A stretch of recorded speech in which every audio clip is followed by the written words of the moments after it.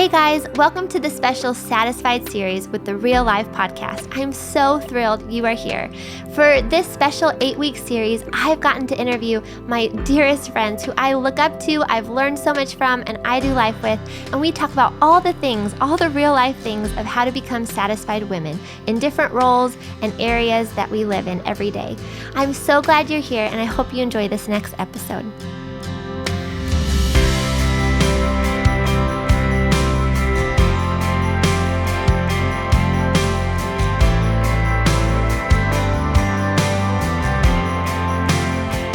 Hey guys, welcome to the Real Life podcast. I am so excited for today's podcast on this special Satisfied series. A really, really amazing woman named Francie is here today to talk about marriage and sex. When you think about Satisfied and the book that I wrote, it does talk a lot about being satisfied in the season that we are in. And a lot of you listeners are married and have children, and marriage is a lot of work. It is one of the greatest gifts that we have and a way to share the gospel with people and to be a light. But it takes a lot of work and it needs a lot of counsel and a lot of wisdom. And I am so grateful for Francie being on today and just coming and sharing the depth of wisdom she has on this topic and how she loves her husband well and how they stay satisfied in their marriage. So Francie, thank you so much for being on today. Oh, it's such a gift. I'm so glad to be with you. Yes. So I just recently started following you. I was with a group of women recently, and we were actually talking about marriage and sex and needing a lot of encouragement and wisdom in this area. And some of the women were like, have you heard of Francie? She's amazing. She talks about this. Because a lot of us, honestly, were saying there's not a lot or any that we know of Christians who are talking about sex. And so some people have to go to other areas to find wisdom of how do you have a healthy sex life in your marriage. And so they were just saying, Francie is amazing. She talks about this, and what she shares is just so good and rich and deep. And so I'm so grateful that you're on today and that we get to talk about these topics that are so important and aren't necessarily talked about a lot. So Francie, for listeners who aren't as familiar with you, can you just introduce yourself, where you guys live, how many kids you have, how long you've been married, and what you do? Yeah. So my husband Wyatt and I live in the Northern Virginia area, which is code for suburbs of DC. And so we're on the East Coast, and we have 6 kids. The oldest is 13 and the youngest is 2. And our kid number 5 is adopted. And so we have 5 biological and 1 adopted. And we have the joy of both of those journeys. They're both different and wonderful and challenging, all in different ways. And so that's been such a gift that we have been blessed to experience. So many kids in different stages right now. And my husband's in finance, and I get to be home with the kids a lot, but I also have the joy of hosting a little podcast called the Heaven in Your Home podcast. And I started that because I was doing a lot of speaking on this topic and realizing that a lot of people wanted to have this conversation. And at the same time, I really wanted to give my biggest yes to my home and to my family. And so in order not to be traveling so much, I thought, I'm just going to put this on a podcast and keep the conversation going, because my heart is to make disciples and to follow Jesus and invite people to follow him along with me, especially around conversations that make a difference in our real lives. I love theology and I love biblical studies, and I went to Wheaton College and I have a master's in ministry from there, but I also really want to live it out and not just think about it, but do it and do the things of God and understand how they actually inform the nitty-gritty parts of our lives. And in particular, I'm the least likely person to be talking about sex, probably, because it was not in my wheelhouse. It was not in my vision for life. But I've said yes to this invitation that God's given me after realizing that this is actually what he's called me to talk about for this season, because it's on his heart and he really wants to set us free because it's good news. So I do talk about sex, marriage, and the mission of God and how they actually all go together. And we're so grateful for what you do. I love that Lord has called you to this. It's so needed. So hey, to start off, let's talk about marriage. Jeff and I have been married for 8 years, going on 9, and we are deep in the thick of little kids, 2, 5, and 7. And I feel like this season, with a lot of the listeners, it is a lot of building pouring out, giving, not having a lot of time that you used to have. And I'm sure, your time's double that with 6 kids. And I did poll my audience recently about when it comes to being satisfied in your marriage, what are some of the biggest challenges that you face? And a lot of them, which I completely resonate with, said, how do you connect with your husband when there's littles? Like, how do you make time for each other and prioritize your marriage? What I would love to hear your answer. What have you learned, and what would you advise us that are in the thick of these years? Yeah. Well, okay. So we are really big into intentionality, right? We're really big into building a culture of the kingdom in our home. And so I'm going to give a lot of intentional tips, things that we've done, but it's also knowing it's the grace of God also. We can run ourselves ragged with all the good tips and what do I need to do now?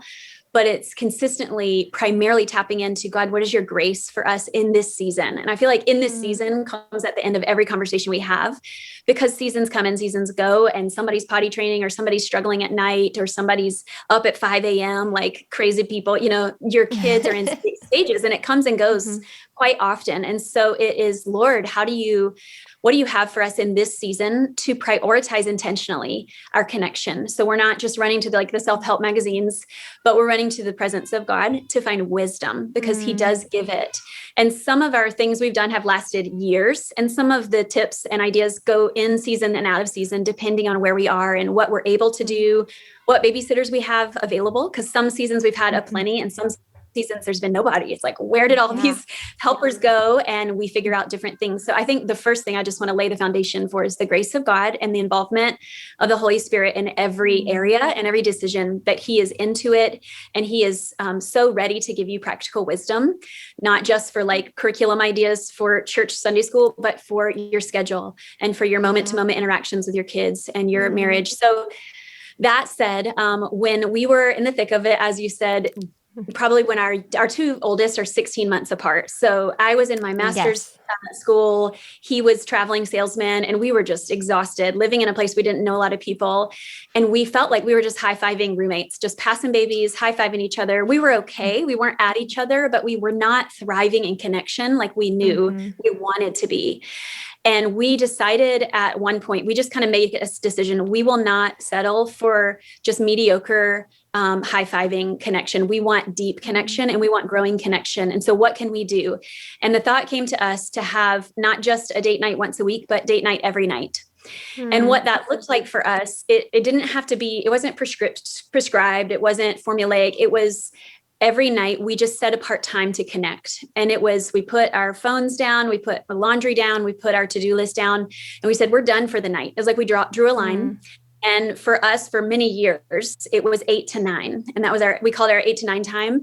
And then we would just go to bed together. And it allowed us to develop a rhythm where we were one in our schedule. And I know that doesn't work for everybody, but figuring out how we could connect every day and make that a really conscious choice, because if we didn't, life would just overwhelm us. And so we did that, and we did everything from, we'd play cards, we would taste teas or wine, we would binge on series. We would try to incorporate physical intimacy as often as possible, but it wasn't always just go have sex. It was let's enjoy each other, and let's remember that we're lovers and friends, and build into this when it feels like everything is sucking us dry. And so that was a gift. There are different seasons where we've done walks when we had a babysitter that could kind of be nearby. We'd do morning walks or evening walks. But I think it was the biggest stake in the ground was that we will do 8 to 9 every night and say no to the other things, because it feels like the phone, especially technology, it just can seep in and there's always emails to answer. There's always Instagram to scroll, but we just said, we're done, and we're going to connect and really prioritize that time. And I would say that's borne the most fruit. And another big one in that time was actually scheduling sex. And we can talk about that later when we get to that, but actually saying, if we don't intentionally make room for this, it's just too easy for us to both be exhausted. Because I think, before you get married, the trick is how not to have sex. Right. And then after you get married, it's like, wait a minute, we're so tired. Do we even want to have sex? Yes, you do. Because that's kind of the enemy's strategy, is before you're married, like that's the temptation. But after you're married, the temptation is just to drift apart. And so we were definitely drifting and making some conscious decisions based on what we could do to prioritize connection. was a real lifesaver. And we are so glad we did it. Now we've been married for almost 16 years and we consistently have that date night every night. And it's been a gift. I love that. Do you still have a different date, like another date night, or is it just an hour every day? We started just relying on that because babysitters were hard. And then after our adoption, dynamics changed and we just really needed to be around a lot with our kiddos. And so seasons have come and gone. To be totally honest, we went the au pair route a few years ago. So we had an au pair live with us, which was a phenomenal experience. And now we have another helper who lives with us. And so we're doing life with somebody who is around. So we do have date nights now, but there were seasons where we didn't have a babysitter. And so we just got creative. We would try to have a special date night in when we didn't have a babysitter, like order to go and eat on the porch or set the kids up with VeggieTales or something, and we would go in another room. But I think it's about being creative. What season are you in? And how can you, with a light heart, just say, God, what do you have for us? Because it's really kind of a bit of swimming against the current, would you say, with your stage? Oh, 1,000%. And I think all of us, especially during COVID, like I feel like a lot of us don't have the help we used to have. And a lot of us, you just have to be so creative with and I think a lot of listeners too wrote in that they struggle with comparing their marriage with other marriages. And you really have to know, I would love to hear your thoughts on that too, like what the Lord has called you guys to, because what you guys is so different than all your friends and everyone you see online. And so being creative with how you're wired, what you need, how to connect in your seasons, like you said, and with your different work schedules. Like some people, their husbands are gone 3 nights a week or they travel or all of that. So really being creative. And so I always love hearing practical tips of what people do, because then you can be like, oh, I can implement that, or that's great for them, but it inspires me to try something different that works for us. It can look like a lot of different things. And that's what's fun about it. I know a friend of mine, they take walks in the evening and that's what they do. Another friend has a dog, so that gives a good excuse. Another friend, they are able to take lunch dates a couple times a week because her husband is a pastor and he comes home for lunch. And so I've talked to lots of women and it looks like so many different things. I think the main point is, are you purposefully choosing regular connection and prioritizing that when it really is so easy to assume we're good, we're just like doing life. But without the intentional time set apart, life the drift is natural. And if we just kind of go with the flow, the drift increases and our unity really dissolves. But I think that's part of the challenge and the joy is saying, we want this. What do you really want? We want connection. What does that look like in this season? That's so good. So what would you say for the wives that are listening?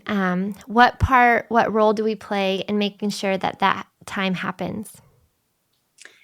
I think it's a funny thing when I'm only speaking to the wives. I really wish we could always have our husbands on it with us and be like, okay, what do you say? Because my husband is totally in on everything I say, but he's not an internet guy. So he's like, you do it. I support you. We brainstorm. Everything I do is really us, but he is not an internet guy. So he just is happy to be behind the scenes. But I think one thing that I think is really powerful is coming to your husband and saying, hey, babe, I love our marriage and I just want you more. I want to go closer to you. I want to be the best wife I can be. And what does that look like for us right now? How can we prioritize that and grow that? Because I just want to grow closer to you and I want to be super connected to you. And sometimes I think if a guy is like a super fan of something, going along with him and being a super fan with him, even if it's not your thing. I did a podcast recently called Becoming a Yes Wife. And I am so not normally a yes wife. I'm like, oh, it's raining. I might get wet. I'd probably be cold. Oh, it's nap time. I think of every reason why it's not a good idea to take a risk or do something spontaneous. Because it's just, we're thinking about the logistics and the price we'll have to pay later, the pile of laundry or whatever. And learning actually through one of my kiddos who is a super yes kid, like anything, you want to do this? Yes. And I saw how it melted my husband's heart. And I'm like, I have something to learn from her because his heart is being touched by her willingness to say yes. And it got me thinking, and we've had a lot of funny conversations about swallow that like thing I'm about to say and just be open to something he wants to do. And it's been sweet because I've grown a lot as a wife and as, growing in my spontaneity. And it's been sweet because it really ministers to him. So I think finding out what is it that really touches your guy's heart and being willing to go there. And it might be stretching, but it'll honor him and bless him. And it's fun to see how over the years your strengths and your differences grow each other. And they're not all that bad, different. You can really jump in and say, hey, what will make him feel loved? And how can we grow together? Is there this is going to sound silly, but a question we can ask for our husbands to figure out what would make them feel loved? I think that's a great if the husband doesn't quite know, how do we frame that question to figure that out? Yeah. Well, I think you could ask some fun questions. I think what would make you feel loved this Saturday? Okay. Like, hey, what would you love to do this Saturday? And if he's like, I want to go hunting, I want to go play basketball, I want to play video games. I'm not a big video game person, but maybe if that's his favorite thing, you could do it with him. Or what would make you feel I think what would be fun for you is a great question. Okay. And can we do it together? Because I think that takes a little bit of like the feeling out of it. What would be fun for you? And just kind of having in your mind, you're going to say yes. Like Wyatt likes off-roading. I do not like dangerous driving. And I'm always like in the front seat pushing the handbrakes, and I'm like, pull it back, sister, we're okay. But it's just my temperament. And so I have to realize that even that, like I can love him by zipping my lips and just going with the flow. And I think he loves to go off-roading. So saying yes to something like that, I think would bless him. And, but I think on the regular, you can pull out a piece of paper on a date night and just say, hey, let's dream a little together. I want our marriage to be awesome. I don't want to fall into the same trap that I've seen other marriages. I think that we have something great going. What would it look like for us to really enjoy this next season more than ever? And I think you could brainstorm together, like what you like, what he likes, how you could make rhythms. I think I saw something that you guys have done online about family rhythms, and we are really loving that as well. For the last really 10 years, we started doing family rhythms, Sabbath, things like that. But what are the daily, this could be applicable, but daily, weekly, monthly, quarterly and annual rhythms for your marriage. And so that's part of, if you wanted to get detailed and get a notebook out, what are daily rhythms? Maybe it's just you snuggle at night before bed. That's your connection. Maybe it's you say a prayer before you go to sleep or when you leave for work in the morning, or maybe you just give a 5-second kiss every day and you're like, that's our daily rhythm, our weekly rhythm. What does that look like? Maybe grandma comes over and we go for a walk or we go out to eat or something. We do a picnic, COVID style, and then monthly rhythms. And so I think it's looked different for us in different times. I do have to share this one like golden nugget. Oh, yes. Golden nugget that an older mom shared with me in terms of rhythms is getting a hotel for like a half day. And it basically looks like you pay, I mean, you might pay full price, but you can actually say, hey, can I get a half day rate? And I do this a lot actually alone because my mama soul needs some oxygen and things have been a little intense lately. And so I go to a hotel and I just check in the morning when my kids go to their co-op. This is really honest. And I get a half day rate and it's like a quarter of the price. And I get alone with Jesus for that time until they get done with school. But the same thing is applied for our marriage. We've done that half day rate and we go in at like 3 and we enjoy some quality time, some intimacy. We might take a nap straight up, like we're going to sleep. Yeah. We're going to watch a movie. We're going to Uber eat some food and then we're going to go home. And so we've had like dinner, a movie. You could even you can hotwire it or price line it, or, there's lots of ways to get discounted hotel rooms near you. You could even go to the grocery store and get some good snacks so you don't even have to order out. But that's been a huge lifesaver for us over the years where we haven't been able to do our annual rhythms or our quarterly rhythms of really going away. Because honestly, that was something we did for a long time as we did getaways to really invest in our marriage. But then we got to a point where it wasn't a gift for our kids because they were really needing us. And so we would just do these little marriage getaways that were like 6 hours. But because we're at a hotel and we were actually spending the same that we would if we went to dinner and a movie, we were just in a hotel room and it put tons in our tank. So I love that. How often would you do that? Like quarterly? We did it a lot during COVID, actually. You did? Yeah. We did it a lot. We have aimed to do it every Friday the last few months instead of Okay. going out to dinner. Because I think you get to a point in your marriage where going out to eat just kind of loses its sparkle. Yeah. Because it's like, okay, here we are again. We're going to try not to talk Mm-hmm. about the kids. Let's talk about something else. Mm-hmm. But having that physical connection is such a huge part of enjoying each other and all the Mm-hmm. brainwashing chemicals that happen with oxytocin and vasopressin. And it really shifts Yeah. things. And Mm. being able to connect in a way that you don't feel like there's a toddler about to knock on your door. Right.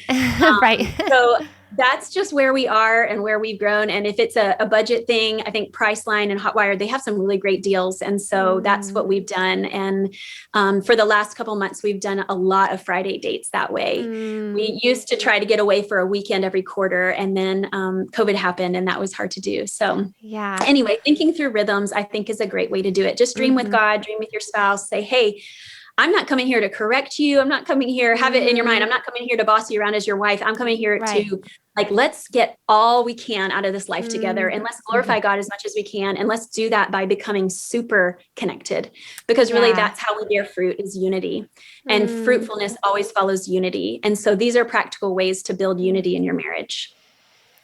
Wow, Francie, I feel like we could just end right there. That's so much goodness, so good, and so practical and helpful. And it is so true. I feel like it's so easy to kind of like you said. I forget what words you said, but just to not be unified, like just kind of drift away from each other. And so I love these practical ways to find unity and to be reminded that marriage should be really fun. I think sometimes in these years it can just be like responsibility and we're doing the thing and we're getting the work done. And just, I think part of the greatest gift of marriage is for it to be a really fun friendship and relationship. Absolutely. So I love what Yeah. you're sharing. Okay, hey, last question about marriage, and then I'd love to go into sex. Okay. How would you say,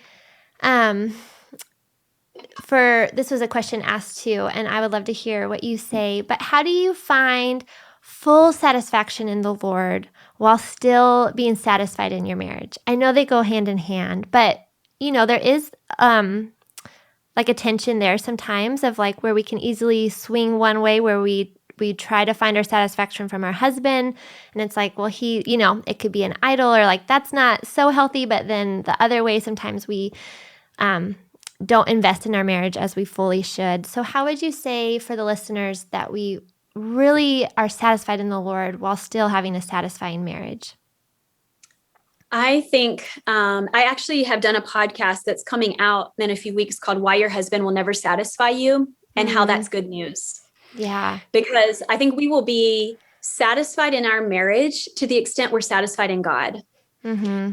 And they're very connected. And I often find that when I'm driven towards my husband, longing for love, and I leave empty, that's a sign to me that I'm not getting something I need from God. Yeah. And ultimately, it's unfair to my husband to look for those things in him. And what I mean is, I long to be known deeply. I long to have my mind read. I long to have the crevices of my soul and my emotions understood.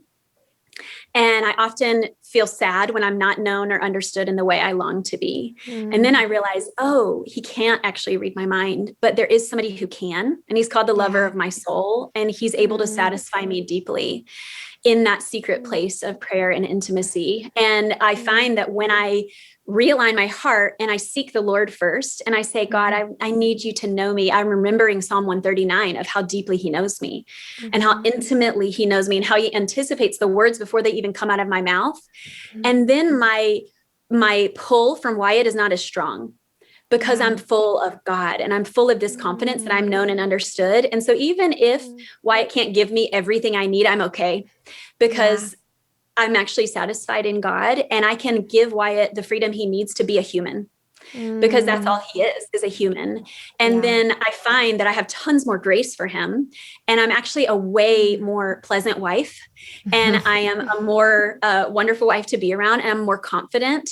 And I also find another flag for me is when I'm super insecure and I'm looking for validation from Wyatt, either in my body or in my experience or in my identity. And I'm like kind of pulling like, tell me I'm great. Tell me I'm beautiful. And then he doesn't in a way that fills me. I'm like, oh yeah, that's because he can't really. Yeah. Ultimately, only the Lord can tell me how amazing I am. And he tells me I am wonderfully made.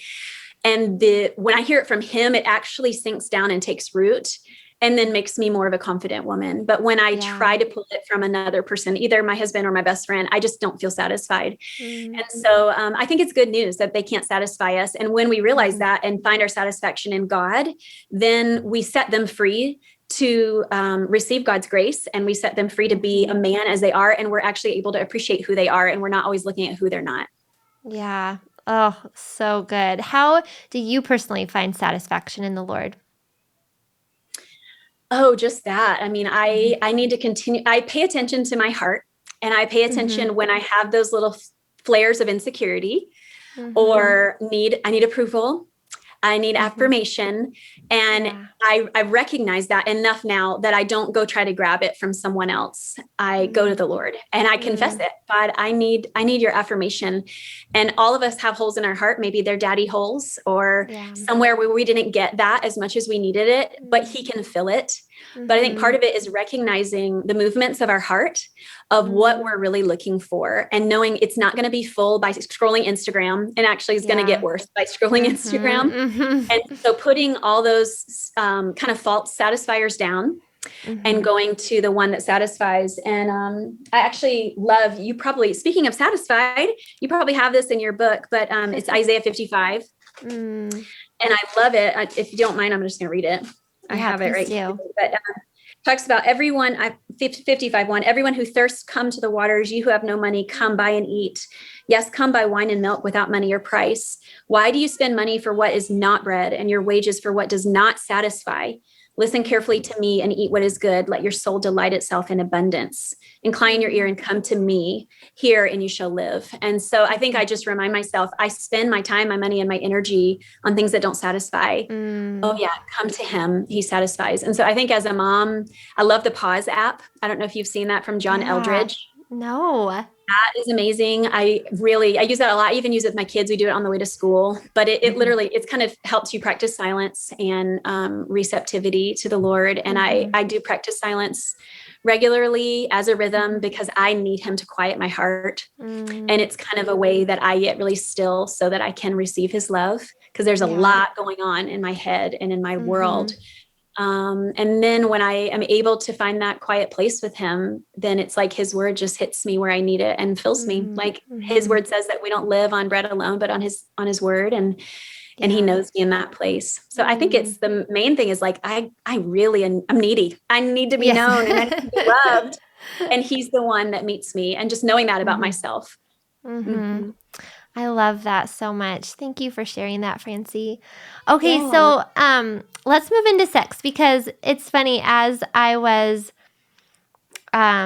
preparing ways to talk about the book, one of my really good friends and agents was like, okay, well, we have to just talk about the thing that everyone's going to be thinking about, satisfied in marriage. Like a huge aspect of that is sex. And so let's just start by talking about, what is the purpose of sex? Why did God create it? Why is it important?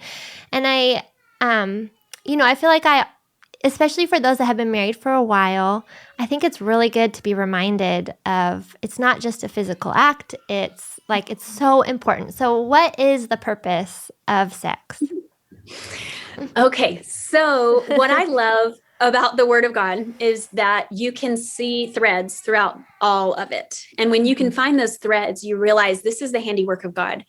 And so we know that God created man and woman in the beginning. But in Matthew, the Pharisees are trying to get Jesus, and they're like, what about divorce? What about, basically they're trying to nail him on marriage topics. And he calls them out and he says, oh, no, it was not so in the beginning. It wasn't so messed up in the beginning. And he points us back to the garden. And so one of my favorite frames of reference is that God has actually, we can be Genesis 3 Christians, where we focus on the sin and the problem and how everything's broken. And that is very true. Or we can be Genesis 1 Christians, where we remember the garden and the goodness of God and his original intent. And yes, it did get broken, but Jesus suffered in a garden, was raised in a garden, and came back and was actually mistaken as a gardener by one of his closest friends. to point So us back good. to He is restoring the garden, which is intimacy, oneness, love, connection that leads to fruitfulness. And that's what sex is this microcosm picture that He imprinted within humanity that points to a macro story of love, that we were made to be one forever with God in love in a way that brings supernatural fruit. And we're image bearers. And so in the beginning, God created this incredibly powerful, childlike, wonder-filled garden where He also made a naked man and a woman, and He called them awesome and beautiful and good. And He gave them this beautiful way of connecting their bodies so that there could be a God revelation moment every time they connected. Every time their bodies fit together, He said, that's oneness, just like we are one. Because if we're image bearers, what we did in the garden, what we knew in the garden was supposed to image Him and point us to Him. And so what I want to explain about sex is that it's way more than the physical. It's way more than a man's need and a woman's duty. And that was what I grew up hearing. I grew up hearing, don't do it, don't do it, don't do it.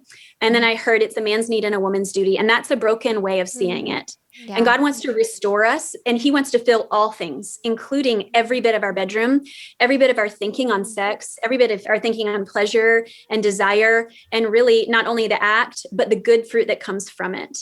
Because it's not only about procreation, which is supernatural and powerful, and it's not only about pleasure, which is amazing and good. It's also about this fruit-filled life that we were designed to live. And like I mentioned earlier, physical unity is one way to press forward into deeper spiritual unity. And it brings forth fruitfulness, not only in procreation and children, but in our capacity to love and serve the world. We can't do it if we're disunified. We can't do it if we're at each other's throats. But when we are one in heart and in mind and in body, we have this capacity to say yes to God.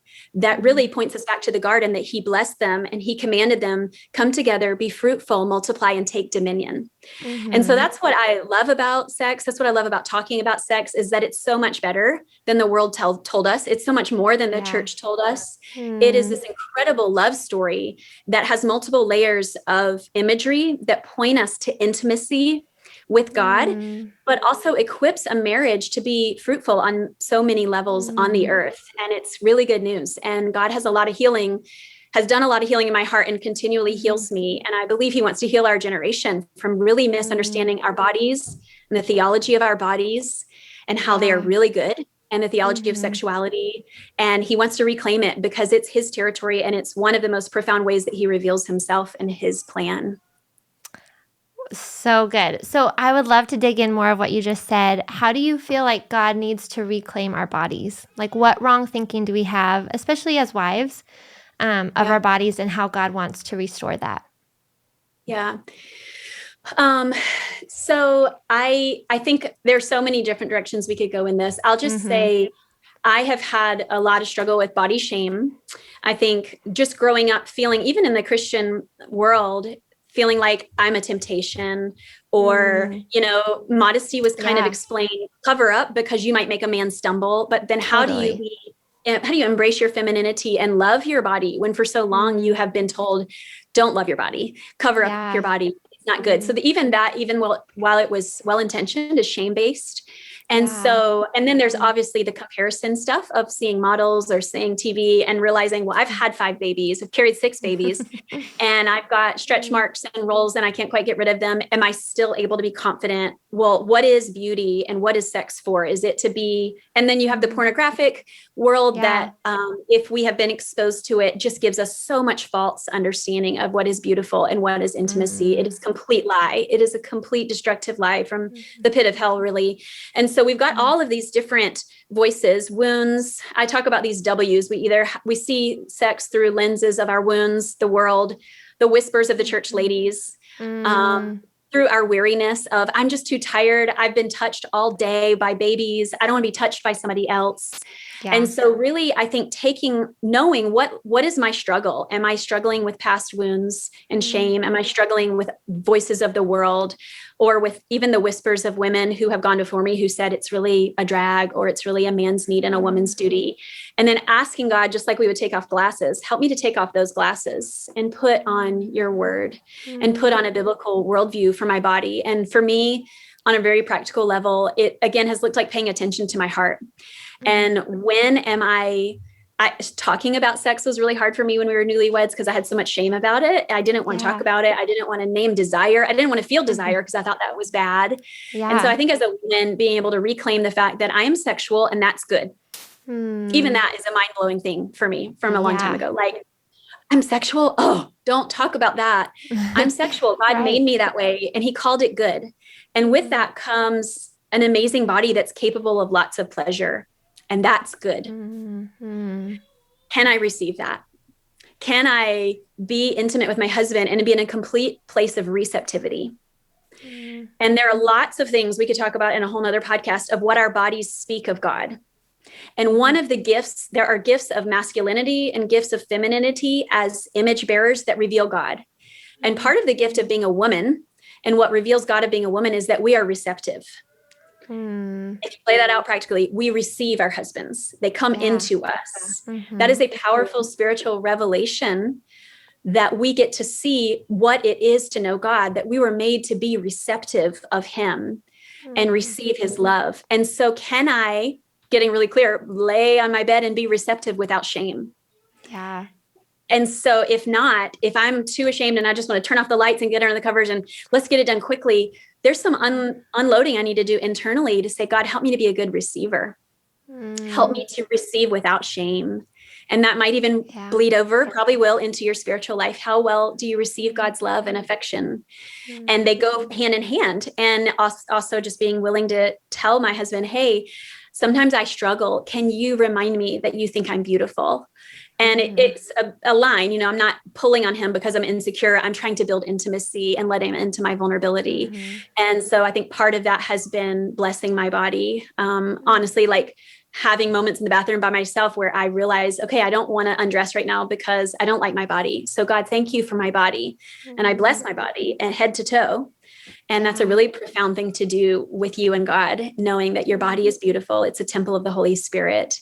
And all parts of you speak of God's goodness, and being willing to open up that conversation with God, with a mentor, with a counselor, unpacking where we have had bags and bags of shame on us and realizing that he has freedom for us. Wow, that is so powerful. Just, I'm like almost in tears, just the idea of the truth of receiving love and working through that baggage and that shame on us. Because that was one of the questions I was going to ask, which you answered, was it is really hard when you've grown up in the church and it was no, no, no. And then it was like, okay, now on your wedding night, yes, yes, yes. And you would think like, oh yeah, I'm ready for it. And then, 8 years into marriage, it's like, oh no, I still am unpacking what that did to my mindset, and realizing that I am a sexual being and that pleasure is okay. Because I think even sometimes during the act of it, it can be really enjoyable. Then all of a sudden one thought comes in. I'm like, oh, I shouldn't feel this. Like this isn't okay. And so I love what you're saying, just giving us tools to work through those wrong thoughts and to receive God's love and to receive oneness with our husband. It's so good. And sorry, I think you answered most of the questions I had, but let's go into communication is such a big part in marriage and in sex. Is there anything that you would say to listeners about how to communicate about sex, to have a healthy sex life and to talk about it with our husbands? I feel like they have no problem talking about it. They love talking about it.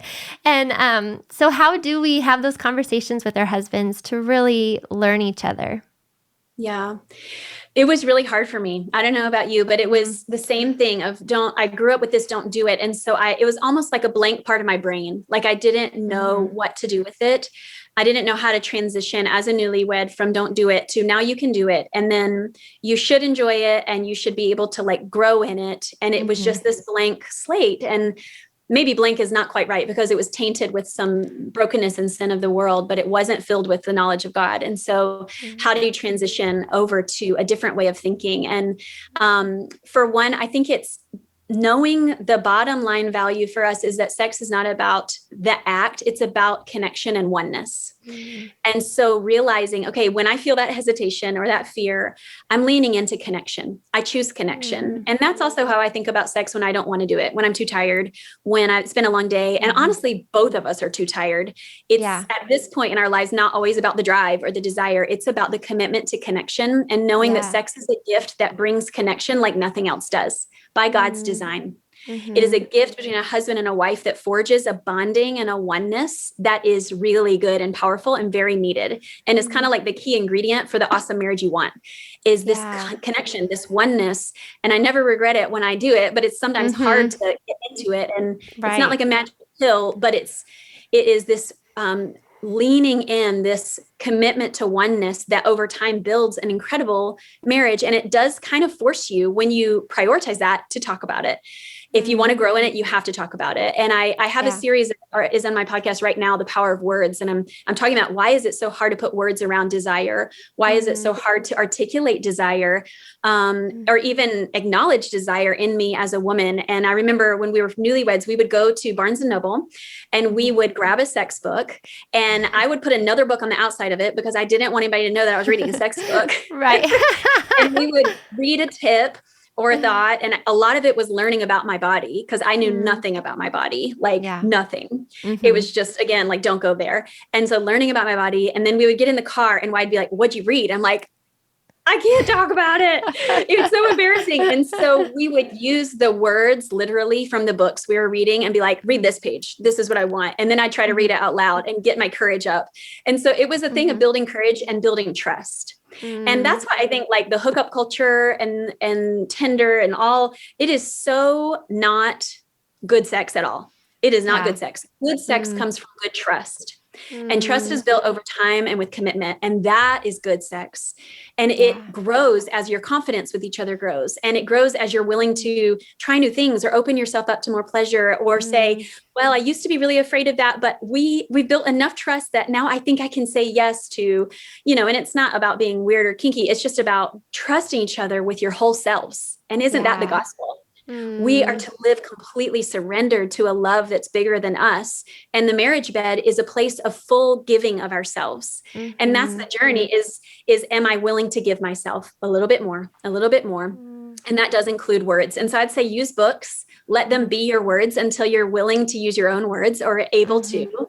Naming desire is a really sweet thing that I have learned by actually going slow in sex, that faster is not always better. Yeah. But the gift of practicing slow sex, which involves mutual giving and receiving and a willingness to go slow and feel. And then as you go slow and you feel desire in your body, being able to say, I desire this, I desire that, it builds a ton of trust. And it is a beautiful way to connect that is really powerful in building unity and oneness. So that's like a different approach, I think, is while you're being intimate, having the ability to feel things in your body and put a word to it or say, I want this or I desire this. And it was risky for me to grow into that. And I'm still growing as a woman, but I think that's kind of what it can look like is start with books and then try to grow your marriage practically by investing in your sex life, and then grow by naming your desires. We talk sometimes about frames. What was your favorite frame in our moment of intimacy we just had? And that helps us talk about what we liked and get to know each other. Yeah. So those are some practicals on communication during sex that I think might be helpful. I love that. Okay, I have one more question, if I can ask.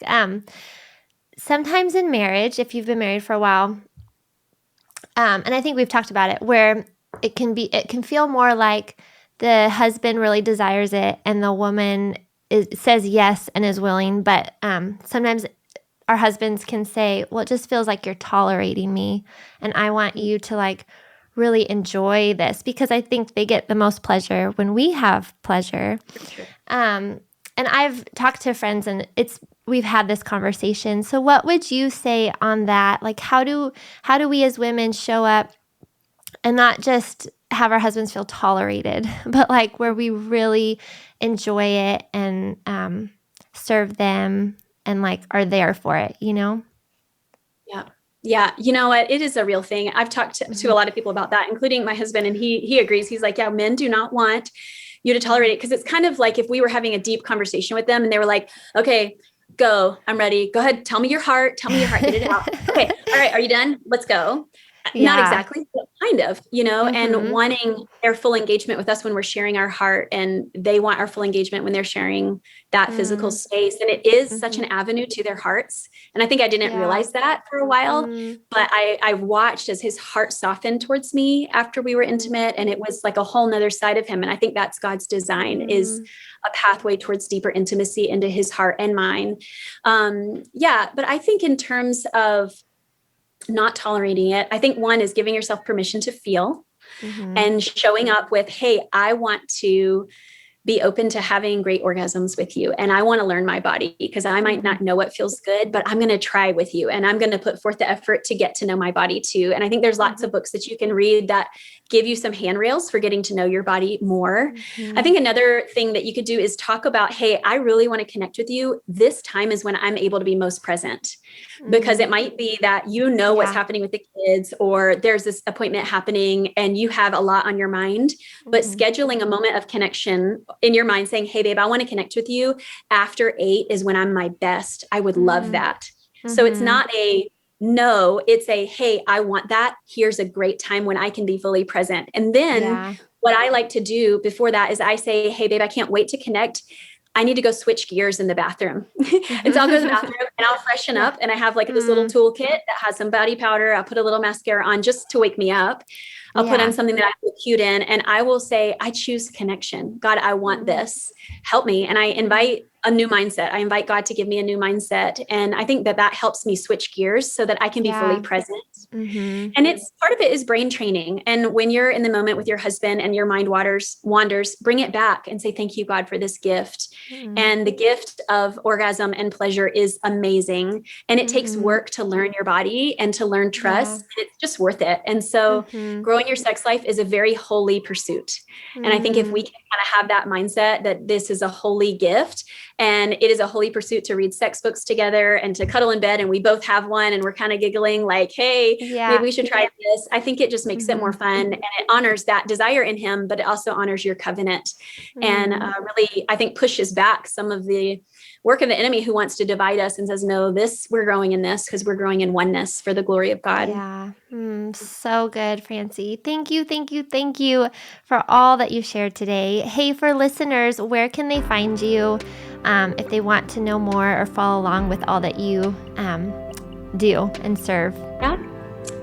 The Heaven in Your Home podcast is where I am on all places podcast. And then my website is franciewinslow.com, and social media and all of those places. So I'd love to connect with them there. Yeah. Okay. Thank you so much for being on today, Francie. It was such a joy. It was my joy too.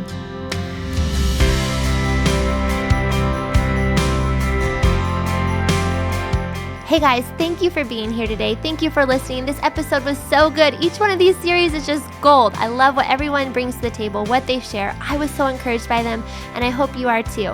Satisfied is out. I cannot believe it. It is so fun seeing you guys post about it and talk about it. If you guys have a copy, take pictures, tag me in it, tell me what you love about it. It is just such a joy to have it finally out in the wild for you guys to read. If you haven't ordered the book yet, make sure you go anywhere books are sold, satisfiedbook.com. If you make any of the recipes, tag me, make a pie. I want to see what you're making. Thank you for coming along with this journey with me.